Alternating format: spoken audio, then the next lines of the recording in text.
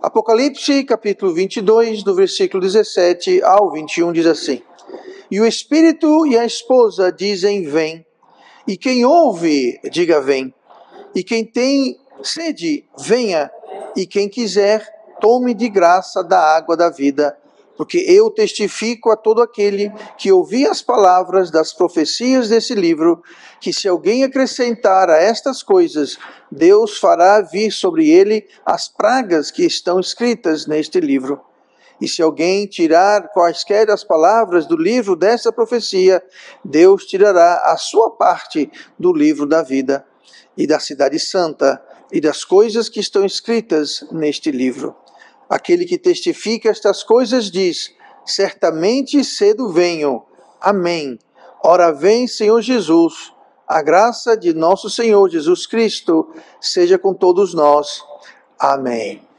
E como disse agora há pouco, nós acabamos de ler as palavras finais do capítulo final da Bíblia. E Apocalipse, esse livro que nós acabamos de ler, o livro de Apocalipse,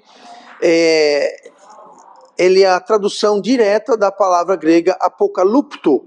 Apokalupto significa revelação, significa o descobrimento, tá? O mostramento, digamos assim. Algo foi mostrado, algo foi revelado, algo foi tirado. Essa palavra apocalupto, que a gente traduz como Apocalipse, essa palavra apocalupto ela é usada, por exemplo, lá em Mateus 16, quando Jesus falou assim, Mateus 16, 17 fala assim: E Jesus respondendo disse-lhe, Bem-aventurado és tu, Simão Barjonas, porque tu não revelou a carne e o sangue, mas meu Pai que está no céu. Bom, essa palavra revelou é a palavra apocalupto, é a palavra que é usado para dar um nome ao livro do Apocalipse. Então aqui quando fala que não foi revelado para Pedro, foi Deus Pai que revelou, muito bem. Essa palavra revelou é a palavra que a gente que usa para Apocalipse. Inclusive em inglês, se você olhar na Bíblia inglesa, o livro de Apocalipse não é chamado Apocalipse, é chamado Revelação. Em inglês fala o livro de revelação, que é justamente o que estamos falando aqui. Lá em Lucas 12, versículo 2, Jesus falando, mas nada há encoberto que não haja de ser descoberto, nem oculto que não seja de ser sabido. Muito bem, essa palavra descoberto é a palavra apocalupto, tá? Descoberto. Então o livro de Apocalipse quer dizer revelado, quer dizer descoberto. Jesus falou, não tem nada escondido que não será desescondido. Então, Apocalipse é um livro que traz essa revelação, que traz esse descobrimento. Do que, pastor? Das coisas que vão acontecer no final. Inclusive, o nome Apocalipse, ela tem uma denotação de coisas finais, das últimas coisas. 1 Coríntios 3,13, a obra de cada um se manifestará, na verdade o dia a declarará, porque pelo fogo será descoberta, e o fogo provará qual seja a obra de cada um. Quando falar assim que o fogo pelo fogo será descoberta, essa palavra descoberta é a palavra Apocalipse. Tá? Então o livro de Apocalipse ele descobre, ele revela, ele traz o quê? As coisas que vão acontecer no final dos tempos. E é o tempo que nós estamos vivendo agora. Tá? É a saída deste mundo que estamos vivendo agora. Estamos já no finalzinho. Lembrando que Jesus falou que ele voltaria, ele está voltando de fato, e o livro de Apocalipse, ele fala mais sobre esses retornos. Agora nós temos que entender que existem dois retornos, tá? Existem três, a Bíblia fala de três vindas de Cristo para a terra. A primeira vinda, ele veio, quando? Quando ele nasceu como um menino lá em Belém, nasceu, ele cresceu, fez a sua obra, foi para a cruz, morreu, pronto, aquela foi a primeira vinda prometida. Lá, a mais antiga referência à vinda do Messias, do Cristo, foi quando Deus falou para Eva que a semente, a descendência de Eva ia ferir a cabeça da serpente, que é o diabo. Então, desde lá, Gênesis é prometido a vinda. Então, a primeira vinda foi Cristo veio, há 2000 e poucos anos atrás. Aí tem mais duas vindas. A próxima vinda, ele vai vir nos ares, ele não vai colocar pé no chão, ele vem nas nuvens. A Bíblia fala que é quando vai acontecer o arrebatamento, quando todos os salvos vão ser tirados da terra, vão ser tirados do mundo e vão encontrar com Cristo nas nuvens. Então, ele vai vir, mas vai vir nos ares, não vai colocar o pé no chão. Ele vai vir nas nuvens, vai descer do céu para esse céu que a gente pode ver, ele vem do céu divino para esse céu que a gente pode observar. Os crentes vão ser arrebatados e nós vamos estar com Jesus para sempre. Essa é a segunda vinda. A terceira vinda é quando ele vai vir para reinar como rei. Aí sim, ele vai vir, vai colocar o pé no chão, vai derrotar o exército de Satanás, vai derrotar o exército do mundo que foi cooptado por Satanás para ir contra Jerusalém, pois nesse momento, no Monte das Oliveiras, Jesus vai voltar, todos que foram arrebatados vão voltar junto com ele, tá? Então vai ser a terceira vinda, mas só faltam duas, nos ares e o retorno. Então, Apocalipse fala sobre isso, em especial sobre a última terceira vinda. Mas fica impossível a gente entender a Bíblia como um todo corretamente sem colocar o retorno ou os retornos de Cristo. A Bíblia não faz muito sentido, fica muita coisa fora do lugar, sem entender direito esses retornos que eu estou falando. Mas o que eu quero falar hoje, o tema de hoje são coisas finais. Nós lemos o último livro, o último capítulo do último livro, os últimos versículos do último capítulo do último livro, e são coisas importantes, são coisas finais. E nós temos muitas coisas finais, muitas coisas que são as últimas coisas que nós temos em toda a Bíblia. Então, eu vou começar no versículo 17, onde fala assim: e o Espírito e a esposa dizem, vem. E quem ouve, diga, vem. E quem tem sede, venha. E quem quiser, tome de graça da água da vida. Então, aqui vai ter o último convite, o convite final. Aliás, são 3 convites. A Bíblia está cheia, repleta de convites, de apelos, onde Deus chama-nos, nos convida a certas coisas. Por exemplo, nós temos lá em Gênesis capítulo 7, versículo 1, quando Noé foi convidado, foi chamado para entrar na arca. Gênesis 7, 1. Depois disse o Senhor a Noé, entra, está chamando para entrar, entra tu e toda a sua casa na arca, porque tenho visto que és justo diante de mim nessa geração. Então, um dos primeiros convites que a gente vê é que Deus aqui fez o convite para Noé, o convite para entrar na arca, é um convite para a salvação. Havia um dilúvio e havia enchente, todo mundo seria destruído, e foi um convite para salvação, para entrar na arca. Nós temos um convite para perdão. Profeta Isaías, no capítulo 1, versículo 18, nós temos Deus fazendo um convite para o homem. Ele fala assim, vinde então. Está dizendo, chega, venha, vinde então, e raciocinemos juntos, diz o Senhor. Ainda que os vossos pecados sejam como a escarlata, eles se tornarão brancos como a neve. Ainda que sejam vermelhos como o carmesim, se tornarão como a branca lã. Então Deus está fazendo um convite para perdão, para purificação. Ele fala, venha, vamos conversar, aqui que ele fala é raciocinemos, vamos trocar umas ideias aqui. Ele fala, venha, é o seguinte, o seu pecado pode ser vermelho, como a escarlata, como o carmesim, mas ele vai ser tornado como a branca lã e a neve. Ele fala, eu posso purificar. Uma coisa sobre a neve é que quando a neve cai, no inverno, aqui não cai neve, mas no país que neva, vem logo depois do outono. Tá? O outono, as folhas caem, chove bastante e fica aquele mingau horrível no chão, é lama, é folha em decomposição, aquela coisa realmente não é muito bonito. O final do outono, o começo do inverno é frio, é úmido, é molhado, é bagunçado, é lama, é sujeira. Aí vem a primeira neve. Aí você vai dormir, tá aquela bagunça, aquela lama, aquela coisa toda horrorosa. Quando você acorda de manhã, você abre a janela não, você abre a cortina, né? Não vai abrir a janela que tá um gelo lá fora. Você abre a cortina, tudo com tapete liso, branco.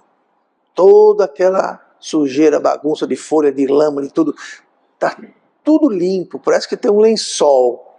Tudo limpo, maravilhoso e puro. Pois é, Deus falou que Ele pode fazer isso com os nossos pecados. Ele faz isso através do sangue de Cristo, é claro. Mas ele fez o convite, ele falou, vinde, vamos conversar.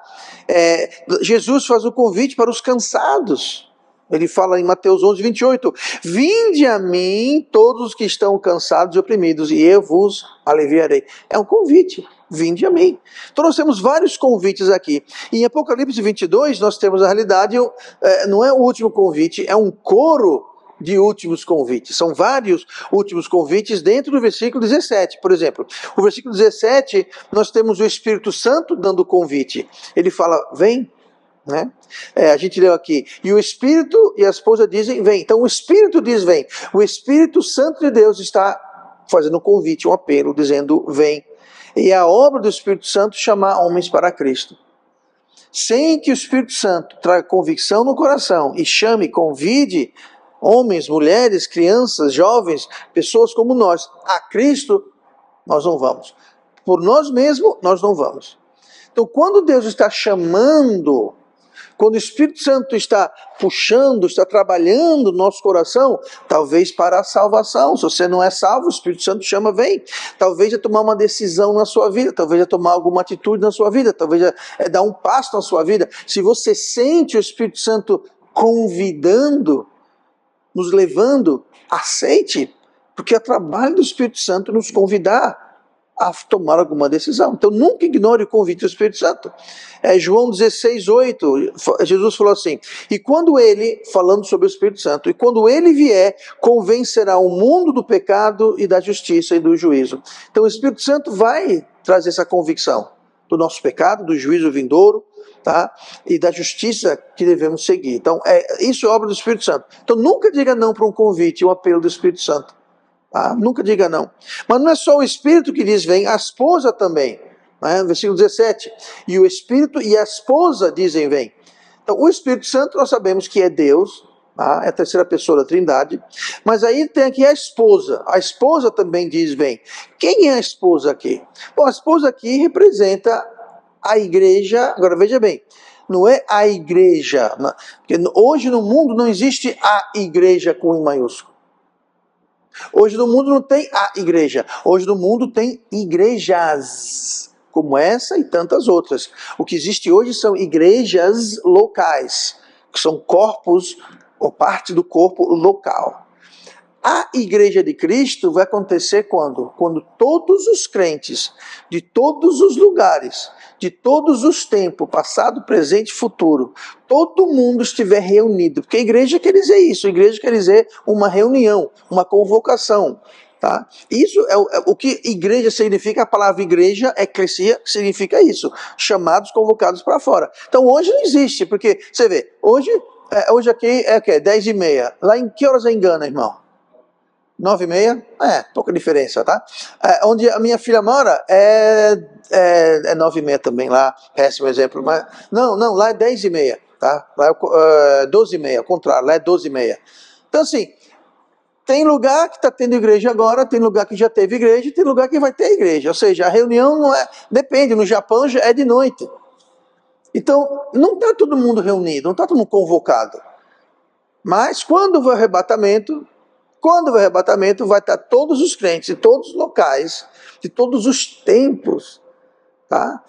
Quem vai estar nessa igreja, a esposa, essa igreja com I maiúsculo, a igreja, lá vai estar desde Adão e Eva até o último crente que aparecer na terra. Todo mundo vai estar lá. Lembrando que isso aqui é no final do Apocalipse, já houve o arrebatamento. Então a igreja já está reunida, e quando houver arrebatamento, aí sim vai ter a igreja com I maiúsculo, e todo mundo, de todo canto, de todo tempo, vai estar reunido lá no mesmo lugar. É essa igreja que está dizendo venha. Tá? É essa igreja que está dizendo venha. Então é o Espírito Santo, é a esposa, tá? Se referindo aos salvos, e temos também no versículo 17, outra pessoa. O Espírito e a esposa dizem vem, e quem ouve, diga vem. Quem é que ouve? Todo mundo que ouviu o evangelho foi salvo. Eu e você. Vem. Por quê? Porque nós ouvimos, nós recebemos o convite, aceitamos o convite, e agora nós então lançamos o convite. Vem. Mas para que esse convite, pastor? Se você não, lá no céu, depois do arrebatamento, para que esse convite? Veja bem, esse convite está aqui, escrito para quem? Para quem foi escrito o livro do Apocalipse? Para todos os crentes. Inclusive nós que estamos desse lado do arrebatamento. Então aqui é uma espécie de uma viagem no tempo. Nós no futuro estaremos convidando as pessoas que estão lendo o livro hoje e no nosso passado, é claro, a vir a Cristo. O Espírito fala vem, a esposa fala vem, quem ouve fala vem. São os últimos, é o último convite que nós temos aqui. E nós temos essas três pessoas convidando os salvos efetivamente e o Espírito Santo. Então nós precisamos fazer o convite. Eu e você podemos ir hoje e dizer para as pessoas, vem para onde? Vem para Cristo. Aceite Cristo. Todos nós conhecemos Cristo porque alguém foi e levou o Evangelho para a gente. Ninguém aqui tropeçou, bateu a cabeça no chão e levantou e falou, opa, agora eu conheço o Evangelho. Não. Alguém em algum lugar levou o Evangelho para você. Você foi para uma igreja, alguém pregou, alguém falou com você na rua, na sua porta, numa praça. Enfim, alguém lhe deu um panfleto, você leu uma vez. De algum modo, alguém fez o convite. Então, temos o último convite, que é um coro de convites. O que mais tem por último? No versículo 20, nós temos a última promessa. Última promessa, versículo 20. Aquele que testifica estas coisas diz, certamente cedo venho, amém. Ora vem, Senhor Jesus. Isso é uma promessa. A última promessa que nós temos é que Jesus está vindo. Última promessa na Bíblia, interessante. As últimas coisas são as mais importantes. Como eu disse antes, a vinda, o retorno de Cristo é algo muito importante.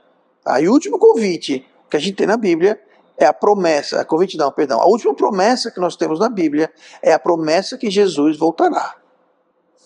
Ele vai voltar, ele está voltando. Dizem que existem mais de 3.000 promessas na Bíblia.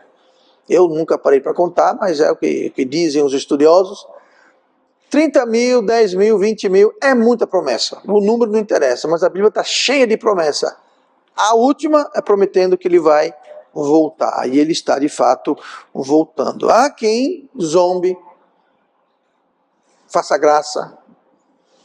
Muitas vezes até crentes. Cristo não está voltando. Rapaz, desde pequenininho eu escuto essa conversa. Cristo vai voltar, Cristo vai voltar, Cristo vai voltar. Hoje eu já estou velho, cabelo grisalho, já sou tataravô e Cristo não voltou. Não quer dizer nada, ele está voltando. Muita gente zomba, mas ele está voltando. Sabe quem também quem foi zombado? Noé. Zombaram de Noé. Noé construiu uma arca. Por quê? Porque o dilúvio está vindo. O que é dilúvio? É chuva, vai chover, vai cair chuva. Sabia que até aquela época nunca tinha chovido no mundo? A terra era envolto de uma camada de água chamada firmamento. E a água saía, a água brotava. Então não tinha chuva. Vai chover, não é? O que é chuva? Ninguém sabia o que era chuva. Vai inundar tudo, vamos morrer todo mundo. O povo mangava. Mangava. Sabe quando pararam de mangar? Quando começou a subir as águas. E Deus fechou a porta da arca. Aí parou a mangação. Esse mundo, muita gente vai dizendo, Jesus vai voltar. Estão esperando Jesus? Perdendo tempo. Vão rir. Até quando? O arrebatamento. Quando ocorrer o arrebatamento, eles vão parar de mangar. Sabe por quê? Logo após o arrebatamento, vai começar a tribulação.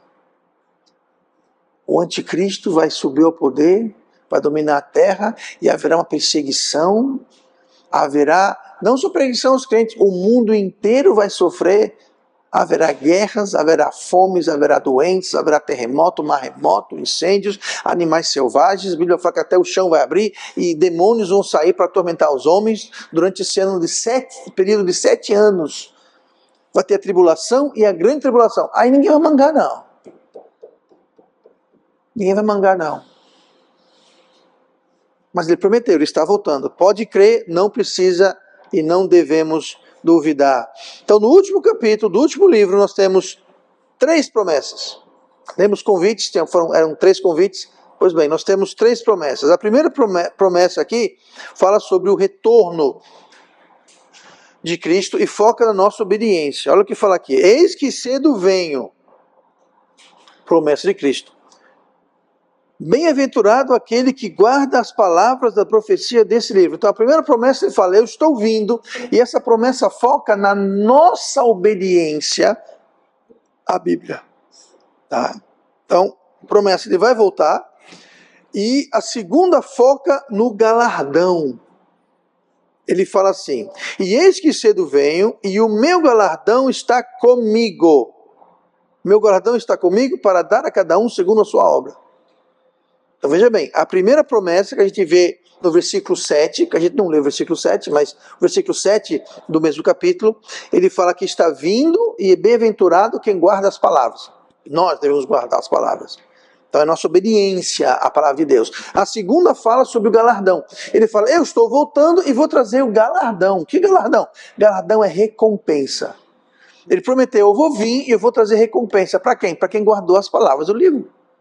Então veja bem, as nossas obras, a nossa obediência à Bíblia não tem nada a ver com salvação, porque salvação é de graça. Salvação é um presente, é um dom gratuito, não é pelas obras. Então o que é pelas obras, pastor? A Bíblia fala sobre obras. O que é as obras? As obras é para o galardão, não para a salvação. A salvação é pelo que Cristo fez. Galardão é pelo que nós fizemos. Então não é que obras não é importante, mas não para salvação, mas para galardão. Eu sou salvo pelo que Cristo mereceu por mim. Eu sou salvo pelos méritos de Cristo. Galardão não, galardão é pelos meus merecimentos, é pelo que eu fiz ou deixei de fazer, dependendo qual. Tá? Mas a verdade é que o galardão é baseado na nossa obediência. Então a promessa é, eu estou voltando. E bem-aventurado quem guarda as palavras desse livro, eu estou voltando, trazendo o meu galardão comigo, para dar a cada um segundo a sua obra. Tá? E a terceira parte da promessa é simplesmente aquilo, aquele que testifica essas coisas diz, certamente cedo vem. Então ele está dizendo assim, olha, eu vou vir, pode assinar, pode contar, eu estou vindo. E quando eu vim, vou trazer um galardão para aqueles que guardaram as palavras desse livro. Isso somos nós. Então essa é a promessa. Essa é a promessa que nos deve levar a viver para Cristo, a guardar as palavras do livro, não para a salvação. E nem necessariamente pelo galardão. Para ser bem franco, o que deve nos levar a guardar as palavras desse livro, primeiramente, não é o galardão. Vai ter recompensa, vai ter galardão, mas isso é bônus. O motivo principal que nós devemos guardar as palavras desse livro é o seguinte, gratidão e amor a Cristo. Não precisava ter galardão nenhum, só o fato que ele me salvou, ele lhe salvou, já é o bastante para a gente guardar as palavras desse livro. Mas Deus é tão bom, Deus é tão generoso que ele fala assim, além disso eu vou dar galardão para quem guardar as palavras desse livro. Esse é o nosso Deus. Nosso Deus é um Deus generoso, ninguém nunca vai dar mais a Deus do que Deus deu para ele. Então não há como a gente usar o termo humano, ficar no prejuízo com Deus. Ninguém fica no prejuízo com Deus. Deus muitas vezes, geralmente, fica no prejuízo conosco. Porque tudo que ele fez por nós, nós nunca poderemos pagar de volta. Nunca. Jamais. Então, essas são as três promessas. É uma promessa, mas é da sua volta, mas atrelada a isso. Aí nós temos a última oração na Bíblia. Nós temos os últimos convites, né, que é um coro de 3 convites. Nós temos as últimas promessas, que é um conjunto de 3 promessas, que nós vimos agora. E tem a última oração, no versículo 20. Aquele que testifica essas coisas diz, certamente venho. Amém.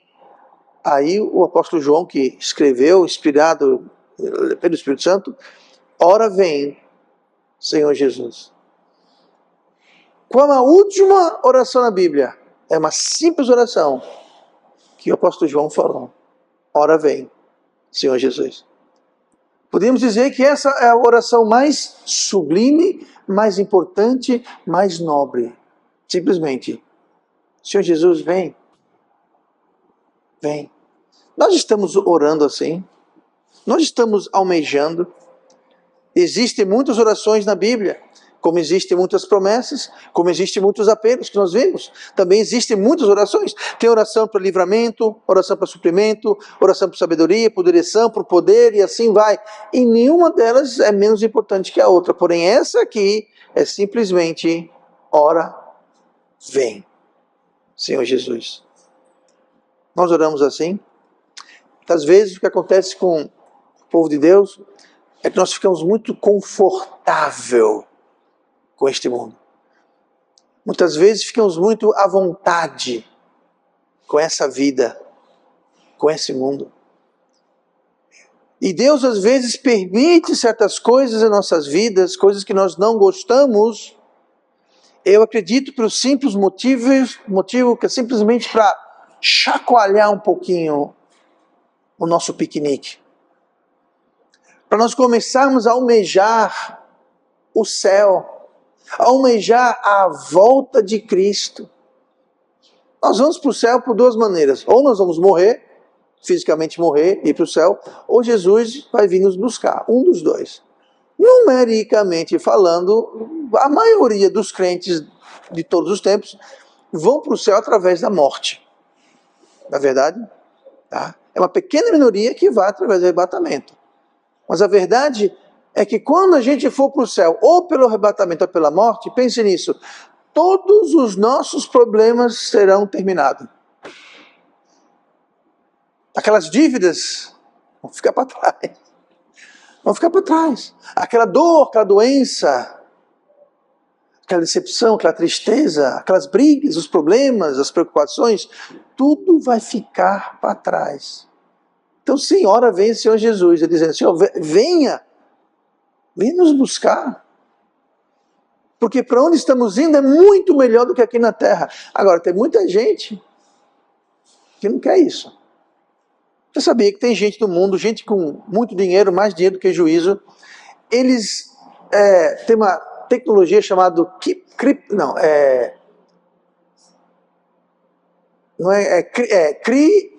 criogenia, se não me engano. Eles congelam o corpo. A pessoa morre, está quase morrendo, eles vão lá e congelam, vira uma pedra de gelo o corpo. Aí vai para o freezer.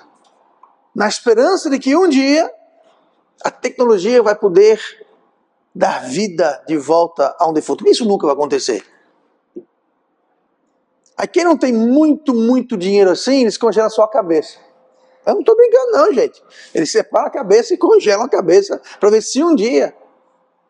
Nós temos o Elon Musk com uma nova tecnologia, ele botar no cérebro, ele quer fazer o quê? Ele quer fazer um download da nossa consciência para um computador, para a memória. Para que a gente possa existir não fisicamente, mas poderemos existir virtualmente num computador, num sei lá o quê. Eu acho que não tem muito futuro isso. Mas por que o homem inventa essas modas todas? Sabe o que é? São homens que estão muito acostumados com essa vida. Para fazer isso, você tem que ter muito dinheiro. Então o cara está aqui e fala: eu tenho minhas casas, meus carros, eu tenho meus jet ski, casa de praia, eu tenho avião, eu tenho... Tá bom demais, isso aqui tá bom demais, eu não quero deixar isso. Tá bom aqui eu tenho tudo, tenho conforto, eu tenho tudo que eu posso desejar, eu tenho aqui. Para que eu vou deixar isso aqui? Eu quero viver para sempre. Achando que podem comprar saúde, podem comprar vida, podem comprar... Então, Jesus falou... Aquela história, não era uma parábola, era uma história. Ele falou: tinha um homem que ficou rico, teve boa colheita, falou: vou derrubar meus celeiros antigos e vou construir novos celeiros, porque agora eu era rico, sou mais rico ainda. Eu vou construir meus celeiros e direi para minha alma: descanse e curta a vida, você tem dinheiro aí, ó, para muito tempo. Jesus falou: tolo, louco, esta noite será cobrado de ti a sua vida. Do que adianta o homem ganhar o mundo e perder a sua alma? É exatamente disso que estamos falando. A gente temos que se desprender um pouquinho daqui. E às vezes a gente pensa que não, mas a gente está mais preso do que a gente imagina. Tá? Tem algum bilionário aqui que eu não estou sabendo?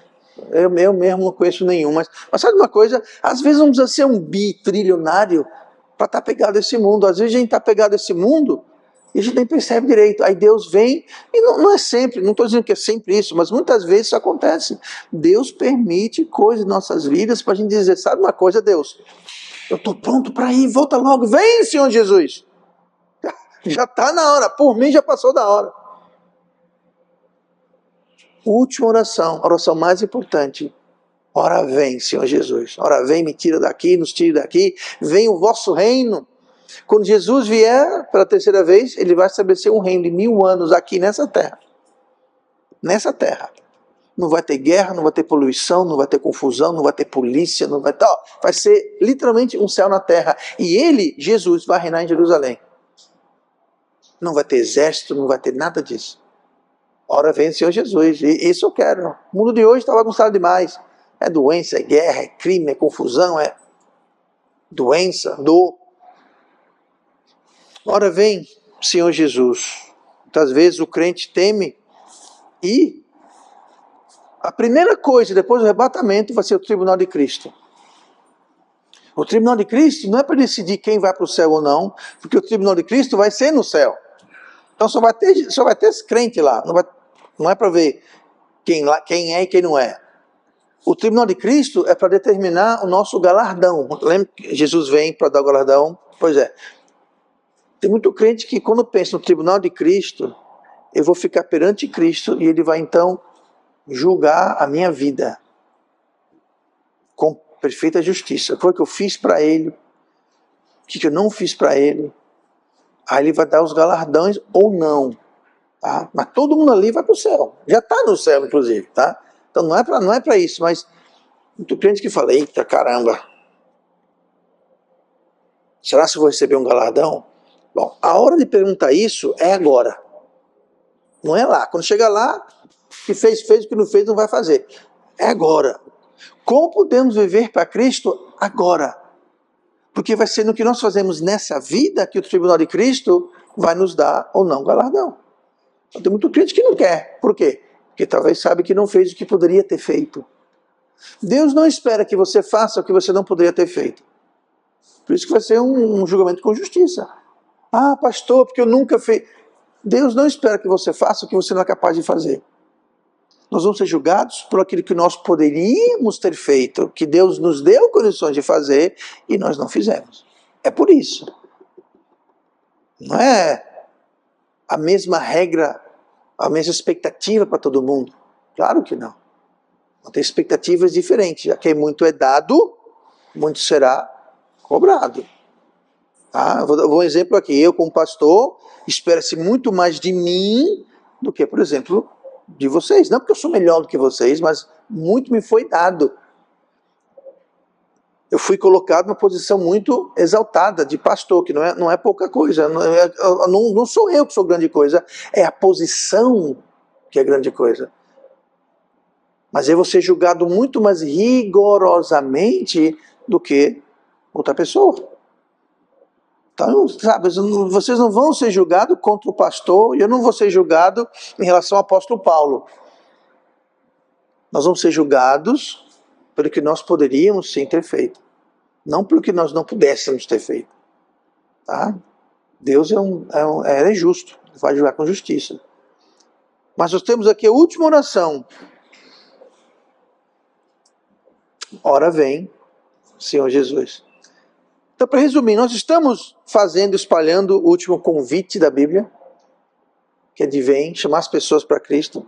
Nós estamos cientes da promessa e vivendo à luz da promessa. Que promessa? Jesus está vindo, trazendo galardão para dar a cada um de acordo com as suas obras. E nós estamos, então, antecipando, almejando, orando, pedindo a volta de Cristo.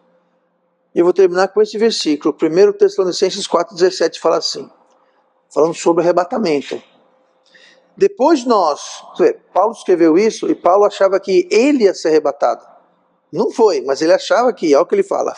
Depois nós, os que ficarmos vivos, seremos arrebatados juntamente com eles nas nuvens, a encontrar o Senhor nos ares, e assim estaremos sempre com o Senhor. Versículo 18. Portanto, consolai-vos uns aos outros com estas palavras. Que palavras? Jesus está voltando.